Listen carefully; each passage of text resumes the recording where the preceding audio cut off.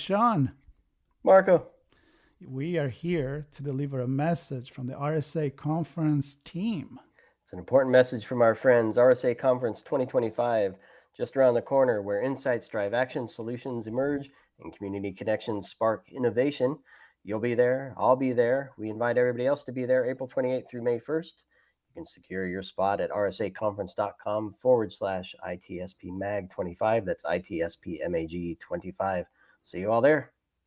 I'll be there. See you there. Handsome pocket. We're rolling. We're rolling. We're rolling. Here I am. I've had enough with Marco. I sent him away, and I'm gonna have a technical chat. No society and technology today, but we're gonna do a tech chat. I see loads of friends walking around, people waving hi, so I'm gonna wave hi to one right now. Are you guys recording? We are recording. We'll say hi when we're done, but it's good to see you, Ralph. We're at Zero Trust World here in Orlando, hosted by ThreatLocker. Amazing crew, great community here, I have to say. Oh yeah, everyone seems pretty stoked to be here, right? And it's contagious. Yeah, all about learning, which is really exciting. And you 3-day learning event. You did a lab. I did. So yes. I'm here with Alex Benton, Special Projects here at ThreatLocker, and you did, I think it was a Metasploit Lab, if I'm not mistaken. Yep. So what's that all about? Metasploit Lab, and it was a beginner type lab. Okay. So you could go into it knowing next to nothing and still get some interesting information out of it. The most interesting piece of information is the tools that we use, one of them being Metasploit, another one being Nmap, which are prominent anytime there's any hacking in like the movies or anything. Or my favorite one to point out was the Overkill Gaming trailer for our Control-Alt-Pwn contest that we're running. Every single hacker that they invited on used both Nmap and Metasploit in the trailer. So that's a good view. And in my lab, what we do is we just kind of walk you through a hack, and then we show how much easier that hack is in Metasploit. It's literally just set and run. That's it. Okay. Whereas before we had like 20-minute process of getting everything right and knowing exactly what goes where and all this information, and then Metasploit just makes it super easy. And then we run Eternal Blue, which was the exploit that was stolen from the NSA for the WannaCry virus back in 2017, which hit was all the hospitals and everything. A huge disaster. Yeah, not a good thing. We show how easy that is to do in Metasploit, and it's just set and run. And the thing about that one is it's quite complicated if you try to do it without Metasploit. But with Metasploit, it makes it very easy. And so our goal with showing that is to show you, hey, you need to patch your stuff. If you don't patch your stuff, this is how easy it is to exploit your computers. So hopefully they got that takeaway. So describe to folks, as best you can, some of the manual steps, like what information you're putting in, how you're configuring. If you had to do it without Metasploit, what are some of the things you'd have to do? Like understand the network, understand the MAC, IPs, whatever it is that... We do run the first exploit without Metasploit, and I picked one that was purposely just a little bit simple. So we have to find a vulnerable machine that's on your network, get its IP address, see what ports are open, then we have to look at those ports, see if we can connect to those ports, what software is running on those ports.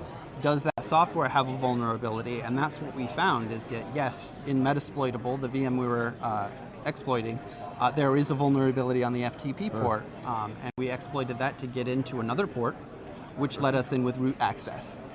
And so it's like a 10-step process, whereas when you use Metasploit, you go in and you say, hey, exploit that machine with this exploit, and that's it. So you said the outcome message is patch your stuff, right? Patch your environment, right? Can we not just say patch your stuff?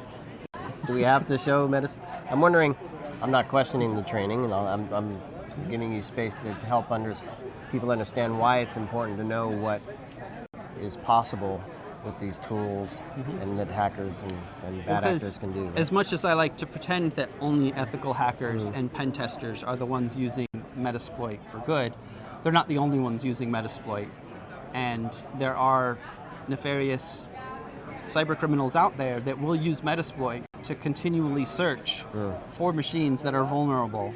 And what they like to do is they like to read the patch notes for this month. And they say, oh, that's interesting. I don't know about that. Let me look into that. And then once they've figured out how the exploit works from the patch notes, they look for people who haven't patched yet. And they'll usually write a script so that they can attack a large number of targets in a short amount of time without having to do it differently each time. Or maybe they'll write a worm like the WannaCry virus was. And that'll just spread naturally until it's stopped. Yep. And it was interesting, we sat in one of the sessions here on the dark web and walked through the information that's freely available, which is what machines are running things at certain places. Some people publish that stuff on purpose, some of it's just published by the manufacturers.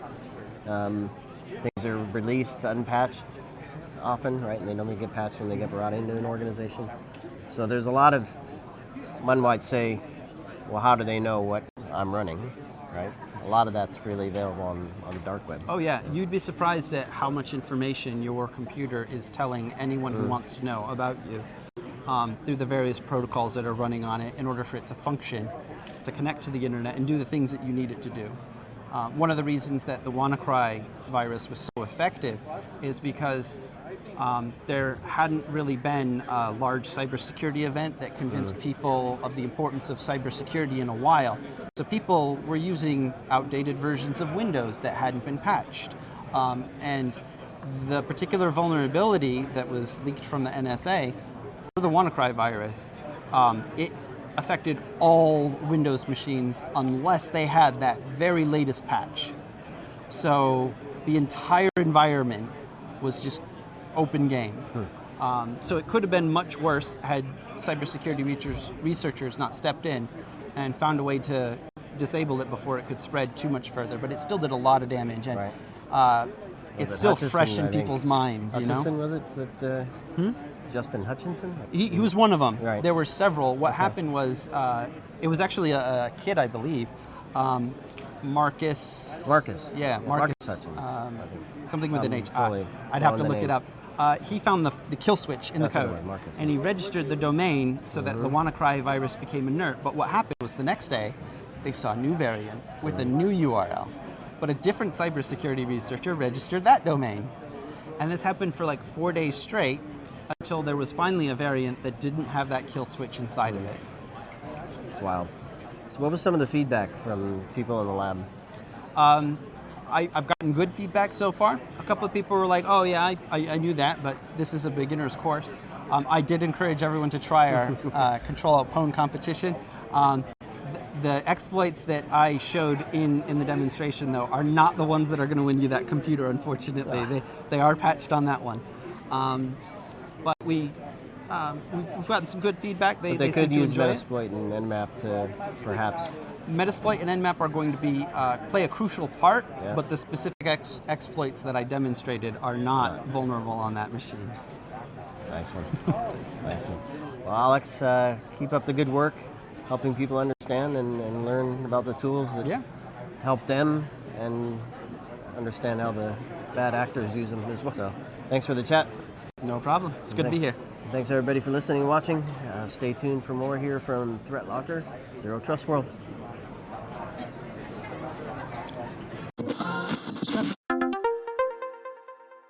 This is a special announcement. We are heading to RSA conference in San Francisco for our 11th years of coverage, April 28, May 1st. And as always, we're bringing you keynotes, conversations with organizers, speakers, industry leaders, plus the latest insights from the world of cybersecurity. And we'll reconnect with old friends, meet new ones, and of course, we want you and your company to join us. We have a few spots left for full sponsorship and our on-location briefings. You can book yours now at itspmagazine.com/RSAC. We're going. And you're coming with us.